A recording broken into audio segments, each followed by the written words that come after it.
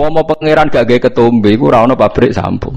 Ora ana karyawan. Lah iya mletene ngono rezekine kok barokah napa kudu, paham? Iku pangeran. Jane nggih tontonan, iku pangeran kira oleh protes. Jadi mulane ketika Nabi wong nak mulya nemen-nemen eling hampir semua asbabur rizki iku sangka masalah-masalah kesalahan. Iku sebagai pangeran ngenyek manusa nak kowe trimo ngono. Mulane Sayyidina Ali nyontokno beberapa inane manusa iku kowe nak salat iku ora oleh ana najis. Dadi nak kena telek diumbah, nak klambine najis diumbah. Tapi duwe pertontonan sing naif, rupa-rupane tiap wong salat itu mesti nggo wetenge ana taeke. Di wong ngalor ngidul nggo WC. Dadi kena eling ngono mulyane ning ndi? Wis diarani wajib suci tapi tetep gletek nggawa WC. Iku pangeran. Dadi wong nak mulya nak mlete kok eling mafi ma'iddatika. Mulane ketika Sayyidina Ali wong nak mlete mbok eling sing digawa iku apa? Maksude WC niku sing digawa napa ngalor gitu. Dieling-eling ya terus niki ngaji ben sampean roh. Dadi konflik-konflik niku asal tidak sampai maksiat kados saling bunuh itu baik. Ketatanan sosial ini bergantung mereka harus saling beda. Kula nate maos riwayat teng sebuah kitab, kula yakin hadis itu ndak dhaif. La tazalu ummati fi khairin ma tabayani. Umatku ini akan selalu baik kalau mereka itu beda. Kalau mereka itu mau nopo beda, tapi jangan dipaksakan beda lah. Ya kalau mereka itu mau beda. Tapi kalau mereka sepakat malah tidak nopo baik. Karena dalam banyak kebaikan ini gimana butuh macam-macam. Misalnya tiang iktikaf kabeh ning masjid, ora ana wong ning perapatan, ana kecelakaan sing nulung sapa? Nah, ana kesasar sing ditakoki sapa? Misale wong kabeh seneng ning masjid, terus keluargane sing ngurusi sapa? Tapi kabeh ning omah sing ngurusi masjid sapa? Wis wae kada di semua sistem fardhu kifayah itu. Mulane fardhu kifayah cara fikih ana salat mati yang ana sing nyolati sitok loro ya wis, liyane ben ning omah. Nah, Imam Syafi'i ngendikan aja geman ulama men tekone salat jenazah, nek ora teko ae. Nggo nunjukno nek iku ora wajib. Tapi nanti kene rawani kan darani sombong. Ya perkara ini tadi sekali sepakat semua, wong sak desa salat jenazah omah kosong, nek ana maling tanggung jawab sapa? Mulane terus fikih damel kesimpulan ciri utama fardhu napa nek ana sing nglakoni wis cukup, liyane napa gugur. Mergo kuwatir bahaya nek semuanya melakukan hal itu. Paham ya, terus saniki mulai dilatih menerima perbedaan-perbedaan. Terus umpama manusa ora saling beda, malah sistem ibadah napa hancur. Lahudimat suamiu wa biya'u wa sholawatu wa masajidu napa yuzkaru fiha ismullahi katsiran wa la yansurun nawahu napa mayansur. Niku wis kersane pangeran. Terus nomor kali ayat alladzina immakkannahum fil ardi aqamus shalat wa atawuz zakah. Ciri utama tiang saya itu kalau sudah diberi kekuasaan, diberi kesempatan baik, niku mereka mendirikan sholat, melakukan zakat. Terus wa amaru bil ma'ruf wa nahu 'anil munkar.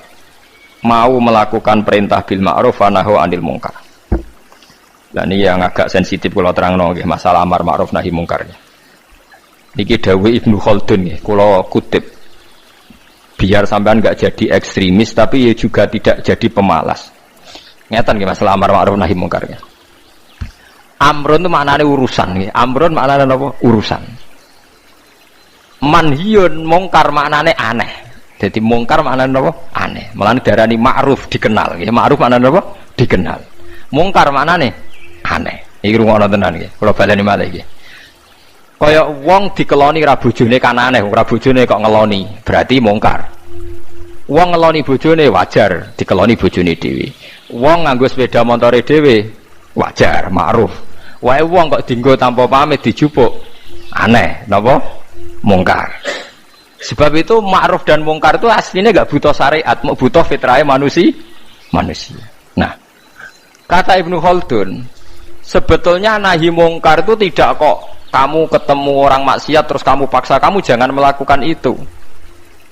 Itu tidak harus begitu. Bisa surahnya itu intiha anil mungkar. Misalnya begini nih yang dicontohkan ya. Ini kalau tak kutip dulu ya hadis ini. Mar'a minkum mungkaron falyughayyirhu biyadihi fa illam yastati fa bilisanihi fa illam yastati fa biqalbihi. Terus wa dzalika ataful iman. Begini cara gambarkan. Dulu itu pernah ada kelompok ekstremis di mana dia itu minoritas sekali melawan dinasti yang kuat. Zaman pemerintahan Abbasiyah, Fatimiyah macam-macam. Akhirnya dihukum gantung. Walhasil akhirnya mati sia-sia.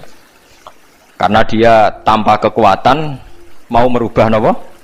Mau merubah nopo? Kemungkaran. Walhasil terus banyak ulama yang menemukan hadis ma ba'asawahu nabiyan illa fi mana'atin min qaumih. Niki rungokno tenan ya. Dan saya tidak main-main dengan fatwa ini. Allah tidak pernah ngutus nabi kecuali dari kelompok keluarga terhormat untuk menghadap, untuk cara saniki untuk supaya melindungi dari kekerasan sosial. Saya beri contoh gini, rungokno tenan nggih ben sampean ora sok pribadi. Kanjeng Nabi ku ora mangkelno cara wong kafir Mekah, tapi ora dipateni, bahkan enggak pernah dilukai. Mergo Nabi saking suku napa? Quraisy. Sementara sahabatnya karena wong biasa, Bilal disiksa, Ammar disiksa, Yasir disiksa. Tapi Kanjeng Nabi mboten. Mergo napa? Dari keluarga napa terhormat. Padahal wong Quraisy gak seneng blas mbek Nabi. Nabi Syuaib nggih ngoten. Nabi Syuaib itu kaum merah seneng, tapi ora disiksa. Perkarane cara sakniki Gus utawa ningrat. Sampai kaumnya nak muni, ya Syuaib, andekan saya tidak mempertimbangkan keluarga Anda, pasti Anda sudah saya siksa. Walau la rohtuka la rojamnaka, wama anta alaina bi'aziz. Walau la rohtuka, umpama ora kelompokem, kowe ora keluarga ningrat, wis tak siksa. Wama anta alaina bi'aziz, kamu itu tidak siapa-siapa. Lainnya Nabi Syuaib jawab, qala arohti a'azzu alaikum minallah. Paham ini rungokno tenan. Nah, kalau begitu berarti amar ma'ruf nahi mungkar itu bergantung asobiyah, bergantung satu kekuatan, imma kekuatan legal politik, wa imma kekuatan sistem keluarga maupun sistem nopo sosial. Kalau ndak kamu akan sia-sia. Karena ndak ada nabi diutus kecuali dari kalangan nopo terhormat, supaya masa-masa dakwah disalahfahami itu nggak sampai dibunuh. Gini wow kasus Nabi Syuaib kaumnya nopo? Kalau napa jenenge walau la rohtuka la rojam naka wa ma anta alaina bi'aziz.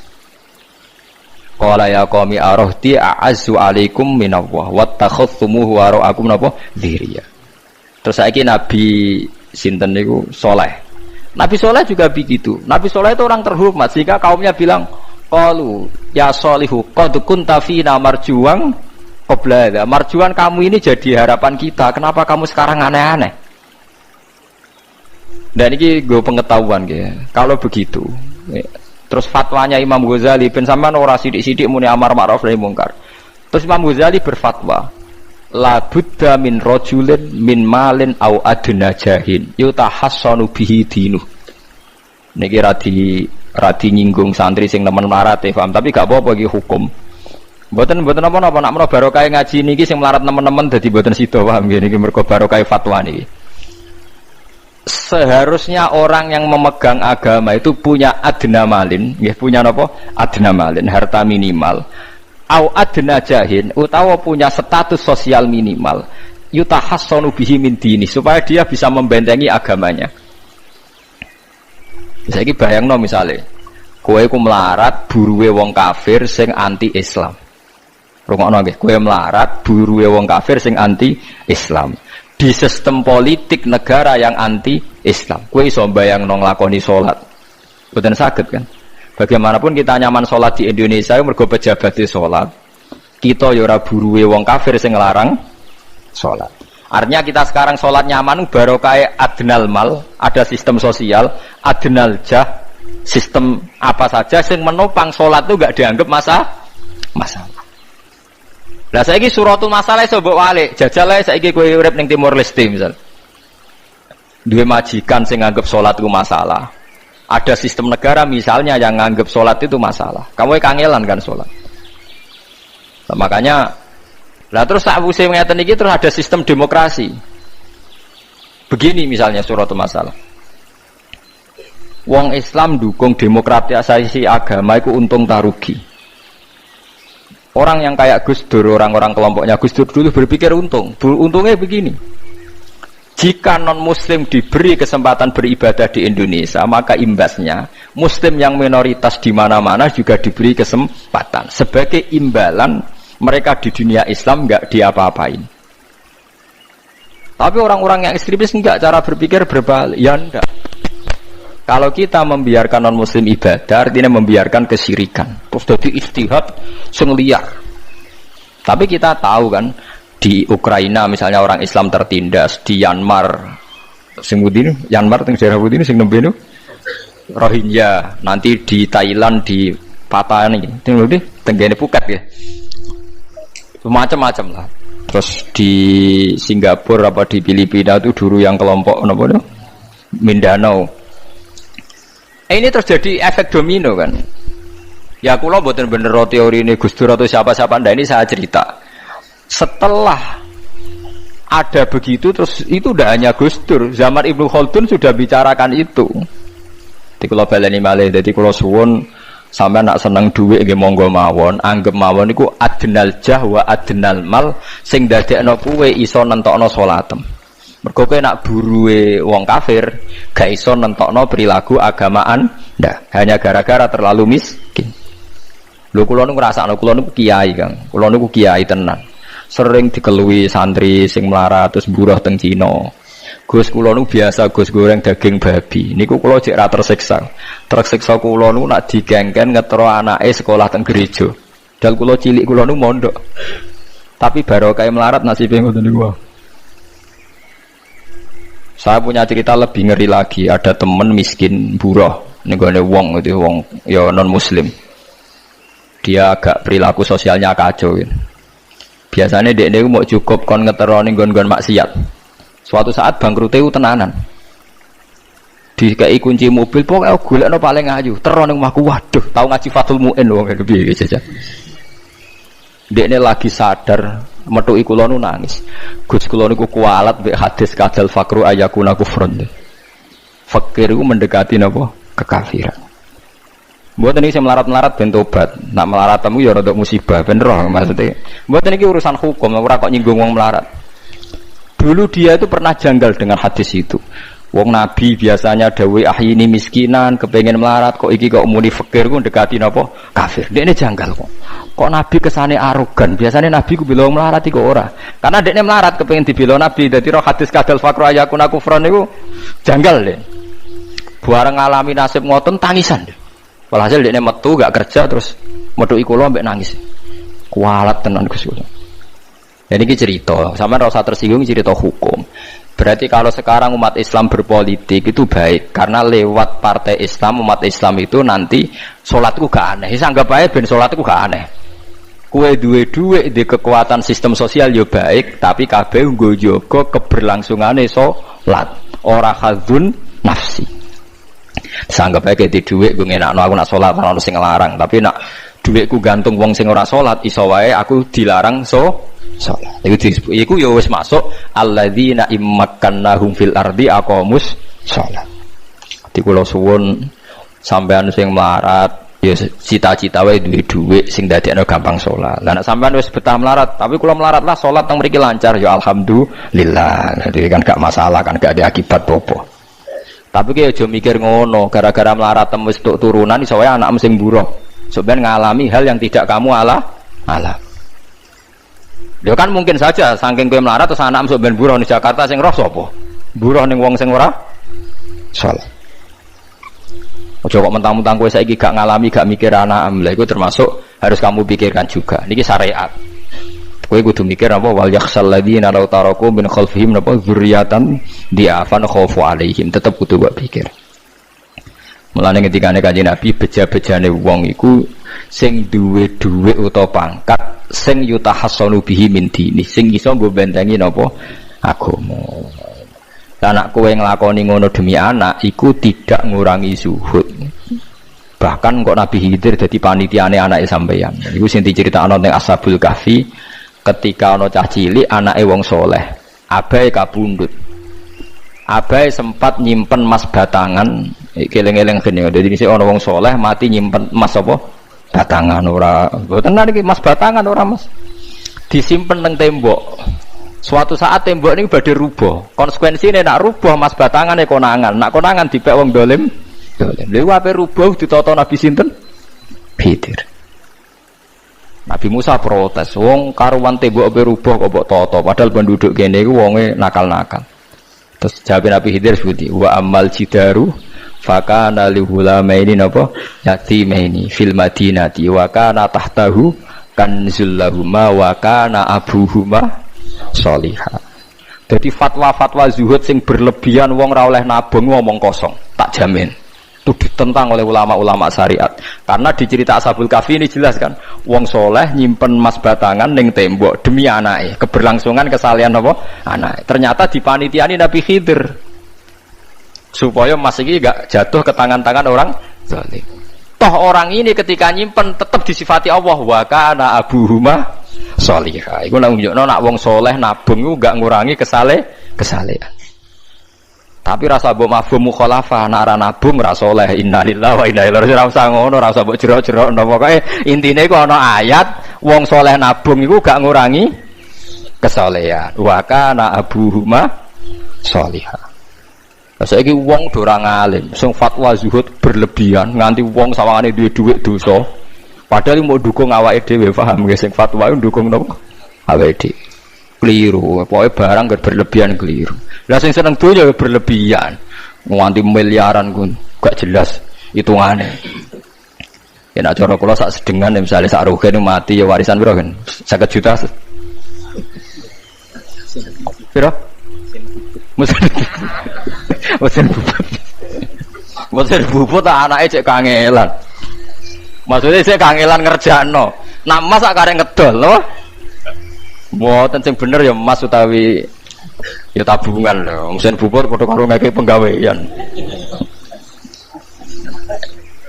Mboten kula setuju mbek fatwane Ibnu Khaldun karena berdasar sejarah itu enggak ada nabi kecuali dari keluarga terhormat. Lah terhormat itu tadi terus kata Imam Ghazali sebetulnya ndak harus terhormat kamu jadi presiden atau bupati. Ada adnal mal, ini rungokno tenan. Ada adnal mal atau adnal jah yang yutahassanu bihi min dini supaya bisa menjaga agama. Lah sekarang kalau pertanyaannya gimana Gus kalau globalisasi itu tadi jangan-jangan misalnya kalau kita ngobong gereja di Indonesia misalnya terus masjid yang minoritas di negara lain diobong sebagai balasan perlakuan umat Islam mayoritas di Indonesia terus gentiran Islam sing minoritas di negara lain ditindak. Itu jangan-jangan kita termasuk sebab dan teori itu juga sah. Wong pangeran yo momo tenan, cara ora pangeran yo kapok tenan mbek teori iku.